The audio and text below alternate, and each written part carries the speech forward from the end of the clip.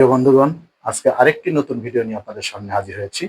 আপনারা দেখবেন এবং শেয়ার করে দেবেন যেন এই তথ্যগুলো প্রতিটা মানুষ দেখতে পায় এবং জানতে পারে। সবাইকে ধন্যবাদ। ভালো থাকবেন, সুস্থ থাকবেন। ভারত শাসিত কাশ্মীরে সন্ত্রাসবাদী হামলা নিয়ে উত্তেজনার মধ্যে গতকাল মঙ্গলবার গভীর রাতে পাকিস্তানের ৬টি স্থানে ক্ষেপণাস্ত্র হামলা চালিয়েছে ভারত। ভারত এবং পাকিস্তান সত্যি সত্যি এই ঘটনাকে কেন্দ্র করে যুদ্ধে জড়িয়ে যাবে কিনা এই নিয়ে গত সপ্তাহাধিক কাল ধরে নানা রকম বিশ্লেষণের পর শেষ পর্যন্ত সত্যি সত্যি ভারত গতকাল রাতে হামলা চালিয়েছে এবং পাকিস্তান হামলার উত্তর দিয়েছে আকাশপথে এবং স্থলপথে।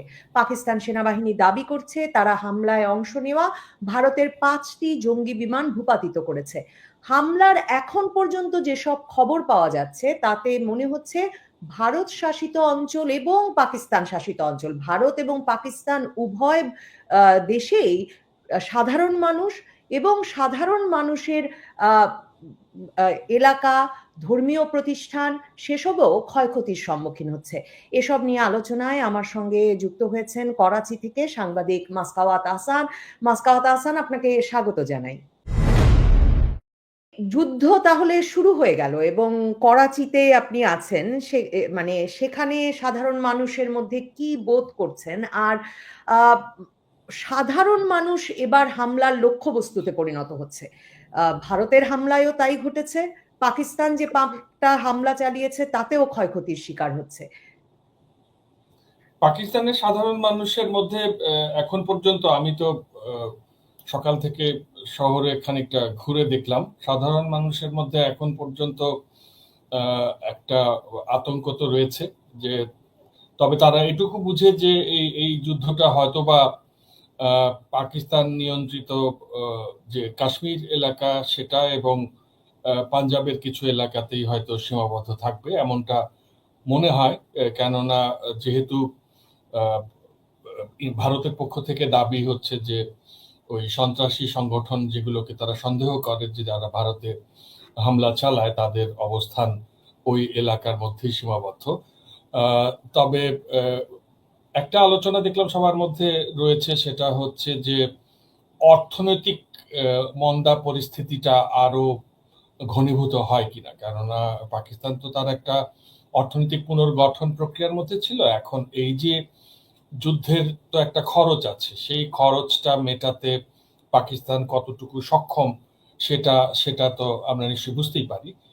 ভারতের এই ক্ষেত্রে তেমন কোনো সমস্যা হবে না, কেননা তাদের অর্থনৈতিক অবস্থা মোটামুটি ভালো, যুদ্ধ চালানোর খরচ তাদের রয়েছে। এই খরচটা পাকিস্তানের রয়েছে কিনা এবং সেটা করতে গিয়ে পাকিস্তানের সাধারণ মানুষের জীবন মানের কি অবস্থা হবে, বাজারে জিনিসপত্রের দাম বেড়ে যাবে কিনা, এই এই এই দুশ্চিন্তাগুলো, এই গার্হস্থ্য দুশ্চিন্তাগুলো সাধারণ মানুষের মধ্যে আমার চোখে পড়েছে। তবে একটা জিনিস আরো আলোচনায় আসছে, সেটা হচ্ছে যে ভারতের প্রধানমন্ত্রী নরেন্দ্র মোদীকে যেহেতু সবাই চেনে, তারা দেখেছে যে এর আগেও একটা বালাকোটে হামলা হয়েছিল 2019 সালে, কিন্তু সেটা খুব একটা সীমিত যুদ্ধের আকার, বা সার্জিক্যাল অ্যাটাকের আগে উলিপুরে যেটা হয়েছিল, সেটা উরিতে যেটা হয়েছিল, সেগুলো খুব সীমাবদ্ধ ছিল। এবং তার মধ্যে দিয়ে তারা লক্ষ্য করেছে যে পরবর্তীতে নরেন্দ্র মোদীর কোনো একটি ইলেকশন ক্যাম্পেইন থাকে, যেই ভোটে উনি জিতে যান এই যুদ্ধের দামামা বাজিয়ে, কিন্তু প্রকৃতপক্ষে উনি কোনো যুদ্ধ করেন না। সুতরাং সেই রকম একটা আশাবাদ সবার মধ্যে আছে যে এটা হয়তো ভারতের অভ্যন্তরীণ রাজনীতিতে খানিকটা দোলা দেওয়ার জন্যই কয়েকদিনের একটু লেফট রাইট, পরে হয়তো এটা ঠিক হয়ে যাবে, এরকম মিশ্র একটা প্রতিক্রিয়া লক্ষ্য করলাম। ভারত একে তো প্রিসিশন অ্যাটাক বলছে, মানে সার্জিক্যাল স্ট্রাইক হতে পারে, এটা গত কদিন ধরে শুনছিলাম। এখন বলছেন ওই যে আপনি যেটা বলছিলেন যে যেখানে সন্ত্রাসীরা প্রশিক্ষণ নেন ওই সব ঘাঁটিতেই হামলা চালাচ্ছে, এমন বলছে। তার মানে আপনার বিশ্লেষণ হচ্ছে যে এই যুদ্ধ হয়তো একটা সর্বাঙ্গীন পূর্ণাঙ্গ যুদ্ধের আকার নেবে না। কিন্তু গত কিছুদিন ধরে নিশ্চয়ই লক্ষ্য করছিলেন যে অনেক আন্তর্জাতিক বিশ্লেষক, পাকিস্তানের বিশ্লেষক, ভারতের বিশ্লেষক, বিভিন্ন জনেই কিন্তু প্রত্যাশা করছিলেন যে শেষ পর্যন্ত হয়তো সীমান্তে কিছু গোলাগুলি এগুলোর মধ্যেই সীমাবদ্ধ থাকবে এবং দুই দেশেই আসলে উত্তেজনার পারদ নেমে আসবে, একটা সেন্সিবল ডিসিশন নেবে সরকার। কিন্তু হঠাৎ কালকে গভীর রাতে এই হামলা এবং পাল্টা হামলা, তারপরেও সেই প্রত্যাশার জায়গাটা আপনার শক্ত আছে যে হয়তো একটা পূর্ণাঙ্গ যুদ্ধে রূপ নেবে না?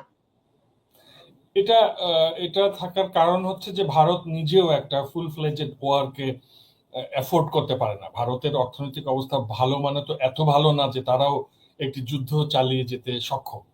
এখন ব্যাপারটা হচ্ছে যে যেরকম একটি জায়গায় পেহেলগাম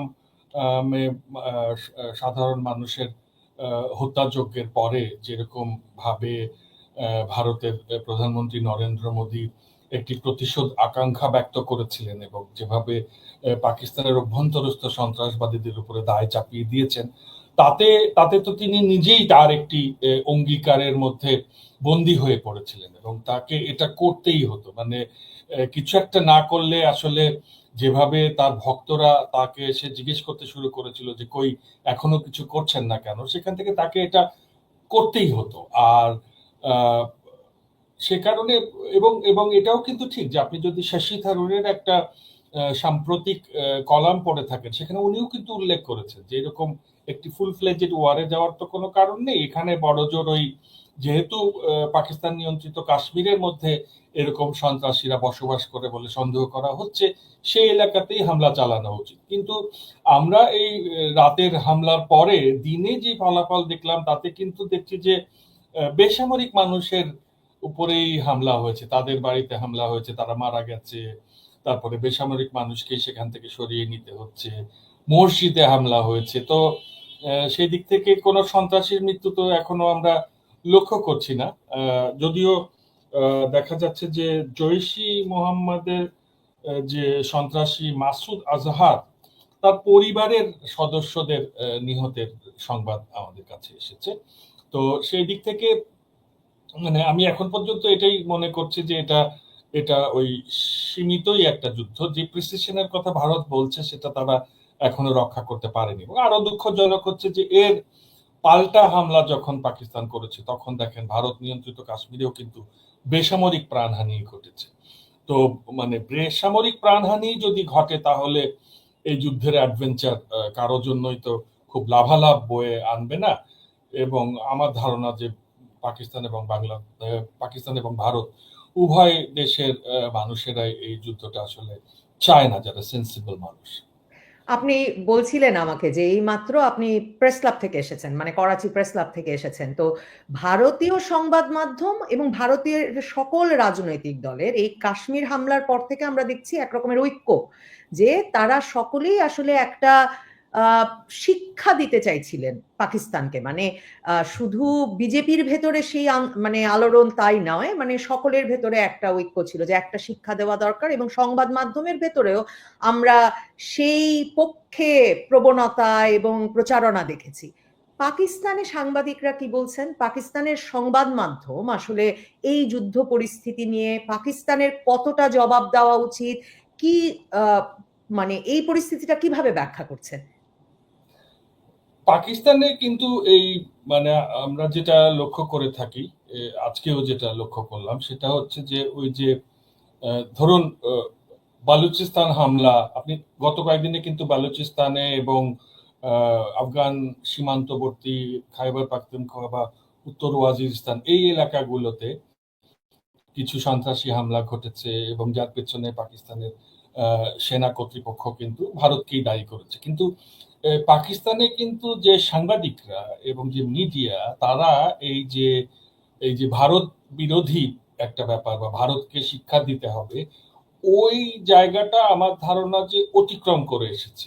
আপনি যদি ডন.কমটাই খুলেন তাহলে দেখতে পাবেন যে এরা প্রথম থেকে যেটা চেষ্টা করে যাচ্ছে যে মোটামুটি একটা নীতি নৈতিকতা যে সাংবাদিকতা রয়েছে সেটা মেনে মেনে সাংবাদিকতাটা করতে। আজকেও যেটা দেখলাম যে ওই যে খুবই যুদ্ধংদেহী মনোভাব, প্রতিশোধ নিতে হবে, এই ব্যাপারগুলো তাদের মধ্যে নাই। সাংবাদিকদের তো আসলে এটা থাকার কথাও না। আর পাকিস্তানে ওই ইউটিউবে আপনি দেখবেন যে কিছু কিছু ওই রকম ঠিক ভারতে যেরকম মেইন স্ট্রিম মিডিয়ার মধ্যে যে উত্তেজনা, দেখে নেব খেয়ে নেব টাইপের ওইটা আছে, কিন্তু মেইন স্ট্রিম মিডিয়ায় অ্যাজ সাচ এরকমটা আমার চোখে পড়েনি। এবং এখনো মনে হলো যে সবাই খুব ব্যালেন্সড একটা জার্নালিজম করতে চায়। এবং আরেকটা জিনিস হচ্ছে যে ওই আমি যেমন ব্যক্তিগতভাবে সাংবাদিকতা করার ক্ষেত্রে এই সময়গুলোতে ভারত বা পাকিস্তান কোনো মিডিয়াকে বিশ্বাস না করে আন্তর্জাতিক মিডিয়াকে ফলো করি, আর ওই এলাকায়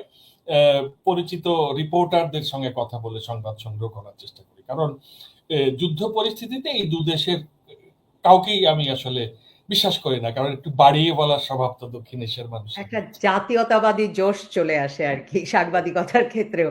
রাজনীতিবিদরা কি বলছেন? আর এক্ষেত্রে একটা আশঙ্কার কথা, ভারত পাকিস্তান যখন যুদ্ধে লড়তে চায় বা যুদ্ধ একটা আমেজ শুরু হয়, তখন কিন্তু সবচেয়ে বড় আতঙ্কের জায়গা হয়ে ওঠে যে দুটোই পরমাণু শক্তিধর দেশ। এবং গত কিছুদিন ধরে পড়ছিলাম যে পাকিস্তানের যে নীতি পরমাণু অস্ত্র ব্যবহারের ক্ষেত্রে, সেখানে তারা বলে যে প্রচলিত যুদ্ধে তারা যদি দেখে যে তারা সামাল দিতে পারছে না বা মানে তাদের যদি প্রয়োজন মনে হয়, তাহলে তারা কৌশলগত ক্ষেত্রে পরমাণু অস্ত্র ব্যবহার করতে পারে। মানে পরমাণু অস্ত্র ব্যবহারের ক্ষেত্রে পাকিস্তানের জন্য থ্রেশহোল্ডটা নাকি নামানো আছে।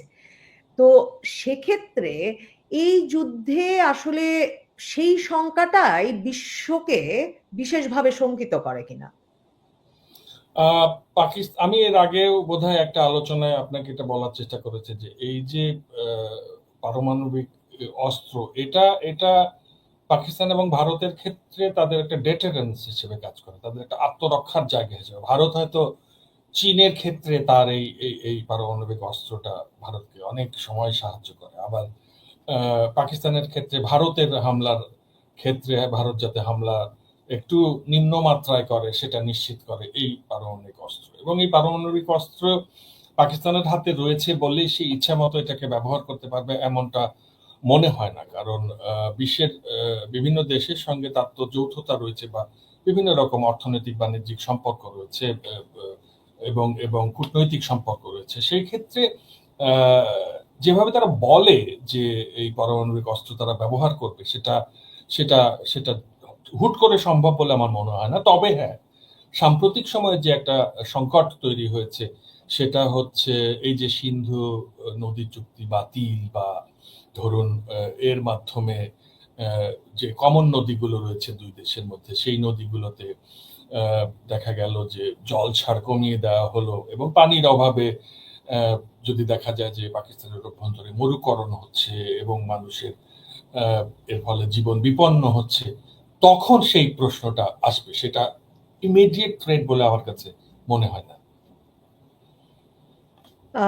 রাজনৈতিক দলগুলো কি বলছে, সেনাবাহিনী কি বলছে, তাদের বক্তব্যে যুদ্ধের দামামা কতটুকু বাড়ছে?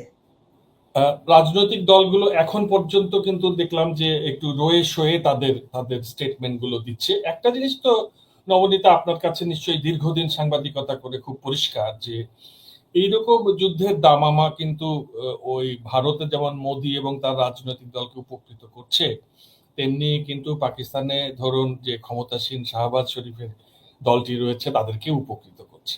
তাদের তো জনভিত্তি খুব দুর্বল, যেহেতু বেশিরভাগ তরুণ প্রজন্মের বেশিরভাগই ইমরান খানের ভক্ত এবং ইমরান খান কারাগারে রয়েছেন। কাজেই আপনি লক্ষ্য করুন যে এই পেহেলগামের ঘটনা, তারপরে মোদির একপেশে ভাবে পাকিস্তানের উপর দায় চাপানো, যুদ্ধের দামামা, এর মধ্যে দিয়ে কিন্তু শাহবাজ শরীফ তার জনপ্রিয়তা কিছুটা অর্জন করেছে বা ফিরে পেয়েছে। অন্যদিকে যেমন পাকিস্তানের যে সেনা প্রধান তাকে কিন্তু কেউ পছন্দ করে না, এবং পাকিস্তান সম্পর্কে যে মিথ প্রচলিত রয়েছে যে এখানে সেনাবাহিনী বিরাট শক্তিধর, কিন্তু আপনি যদি সমসাময়িক সমাজ পরিসর দেখেন তাহলে দেখবেন যে এখানে সোশ্যাল মিডিয়া থেকে শুরু করে প্রতিটি সামাজিক অনুষ্ঠানে, এমনকি আলোচনা অনুষ্ঠানে এই সেনাবাহিনী এবং এস্টাবলিশমেন্টের যে সমালোচনা, এর কোনো সীমা পরিসীমা নেই। আমার কাছে অনেক সময় মনে হয় যে মানুষ এত অপমানিত হয়ে নিজের দেশে থাকে কি করে, মানে পাকিস্তানের সেনাবাহিনী এক অর্থে নিজ ভূমে পরবাসী হয়ে গেলে যা হয় ওই রকম হয়ে গেছে। সেইখান থেকে আপনি লক্ষ্য করুন যে পাকিস্তানের সেনা প্রধান যে ওই মন্তব্যটা করেছিলেন না, যেরকম মন্তব্যকে নতুন প্রজন্ম খুবই খারাপ চোখে দেখে, যে হিন্দু মুসলমান কখনো এক হতে পারে না, এটা তো মানে কোনো আধুনিক মানুষের মন্তব্য হতে পারে না। এরকম মন্তব্য অবশ্য ভারতে মোদি এবং এরা হরহামেশা করেন। তো এটা নিয়ে কিন্তু পাকিস্তানের অভ্যন্তরে তুমুল সমালোচনা হয়েছিল, কিন্তু কি এই যুদ্ধের দামামা বাজার পরে আবার ওই সেনা প্রধান দেখুন তার ওই জনপ্রিয়তাহীন অবস্থা থেকে ধীরে ধীরে আবার একটুখানি জনপ্রিয়তা অর্জন করেছে। কাজেই যুদ্ধে সাধারণ মানুষেরই ক্ষতি। আমার যেটা মনে হয় যে ক্ষমতা কাঠামো এখান থেকে কিছুটা হলেও গেইন করে। কাজেই সেনাবাহিনীর মধ্যে একটা যুদ্ধংদেহী মনোভাব এবং রিয়াকশন তো রয়েছে। আইএসপিআর যে কথাবার্তাগুলো বলছে পাকিস্তানের যে সেনাবাহিনীর জনসংযোগ পরিদপ্তর, তারা তো ওই যে যুদ্ধের উপযুক্ত জবাব দেওয়া হবে এরকম কথাবার্তায় বলছে। তবে রাজনৈতিক মহলে এখনো প্রত্যাশা করা হচ্ছে যে আন্তর্জাতিক মহল এখানে হস্তক্ষেপ করবে এবং এই পরিস্থিতিটির একটি শান্তিপূর্ণ সমাধান খুঁজে বের করবে। সেই প্রত্যাশাই আসলে সকলের। জাতিসংঘ মহাসচিবও বলেছেন যে একটা ভারত পাকিস্তান যুদ্ধ হয়তো এখন বিশ্ব নিতে পারবে না। অনেক ধন্যবাদ মাসকাওয়াত হাসান সময় দেওয়ার জন্যে। যুদ্ধ বাড়লে নিশ্চয়ই আপনার সঙ্গে আবারও কথা হবে। অসংখ্য ধন্যবাদ।